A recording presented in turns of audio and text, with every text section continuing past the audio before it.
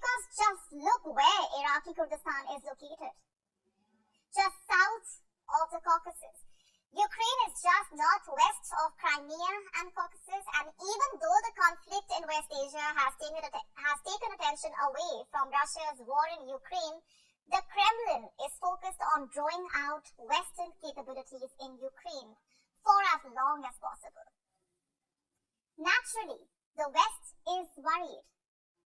They believe that the Russian President Vladimir Putin will do what they fear the most, and that's attack NATO. For them, the worst case scenario is a Russian attack when they are unprepared. And so the NATO is preparing for the worst. Leaked documents from the German Defense Ministry reveal the secret war plans of the US-led bloc.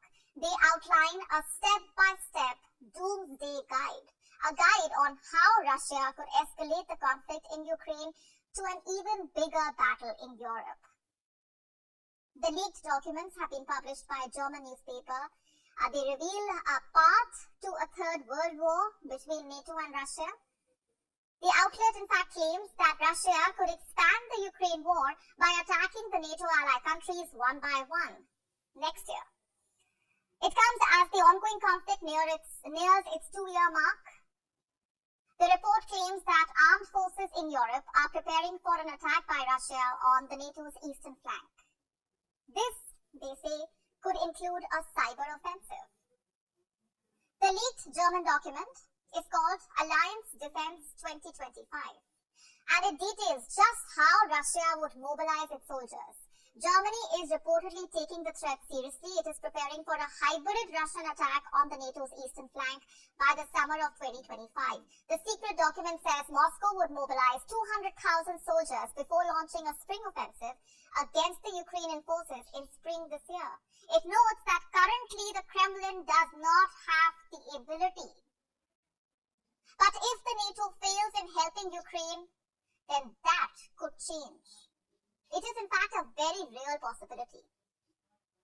The report outlines that by June later this year, amid dwindling Western support for Ukraine, Russia would achieve success on the battlefield and make big advances, and Moscow will succeed, it is assumed. Taking advantage of this success, Putin would then launch cyber attacks in the Baltics. Fears of a Baltic invasion, in fact, have risen since the Ukraine war started. Though thousands of NATO troops, including British soldiers, are currently deployed to the Baltics, they are only intended as a tripwire force. It means that their role is to hold up any invading force until the main NATO army can arrive. And at the same time, he would incite violence in Estonia, Latvia, Lithuania by claiming that ethnic Russian minorities are being targeted, and as a result, clashes would occur, and then Putin would use this as an excuse to launch a large-scale exercise. And by September, Putin would send 50,000 of his troops to Russia-friendly country Belarus, and a month later, he will go a step further.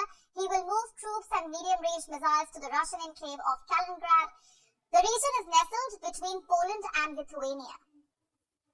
At the same time, Putin would continue provocations and claim that the NATO is preparing to attack Russia.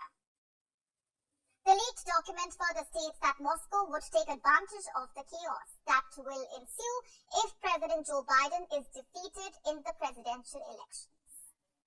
It would leave the US without a leader for a few weeks. And that is when Putin would begin his attack on NATO soil. According to this doomsday scenario, the NATO would convene a special meeting in January 2025. Poland, as well as other Baltic states, would report an increasing Russian threat and plead for help. But that would not work to deter Russia, because according to this scenario, by March 2025, the Kremlin would move even more troops towards the Baltics and Belarus. By the end of the month, Putin would have 70,000 soldiers. According to the leaked documents, on an undisclosed date named Day X, NATO would deploy 300,000 soldiers, including 30,000 from Germany, to its eastern flank. It would be to defend against an impending Russian attack. It's unclear from the documents if Russia would be deterred by the deployment of NATO forces. It is because this scenario ends 30 days after day X. This, you see, was the NATO's worst case scenario. But what does Russia think? Well, the Russian Foreign Ministry spokesperson, Maria Zakharova, has dismissed the report as last year's horoscope. Meanwhile, the Kremlin spokesperson, Dmitry Peskov, chose not to comment on it. Russia's invasion of Ukraine in February 2022 has been described as more dangerous than anything that Europe has seen since the end of World War II. Both sides have suffered devastating losses. Putin's troops have battered cities all over Ukraine, and Ukraine has fought to regain lost territory on the battlefield. But the war has entered a stalemate, and now European leaders are growing war-weary. And in the US, there is resistance growing to the financial support being given to Ukraine. The West fears that Putin could see the crisis in the West as an opportunity to push his advantage, and that is why they prepare for the doomsday scenarios. The Ukraine war's conclusion seems contingent on one thing: the depletion of resources of at least one of the two sides. Ukraine is dependent on continued Western support, and Russia is dependent on oil and gas revenues. In a sense, the war will persist until the West realizes that a return to the previous world order is just not attainable.